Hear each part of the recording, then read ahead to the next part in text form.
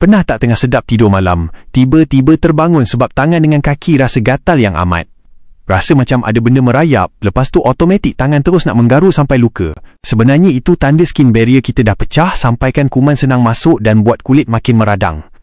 Bila kulit dah start gatal melampau macam tu, maksudnya kulit kita dah hilang lembapan semula jadi. Lagi kita garu, lagi besar luka tu jadi, silap-silap boleh bernanah dan tinggal parut hitam yang susah nak hilang.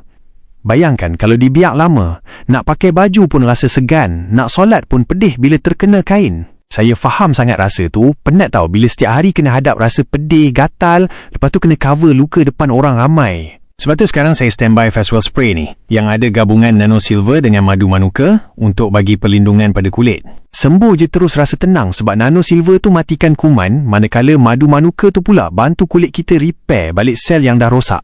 Paling penting, dia tak pedih langsung dan sangat cepat serap. Kalau korang nak cuba ikhtiar untuk legakan kegatalan tu, boleh tengok dekat beg kuning sementara stok masih ada.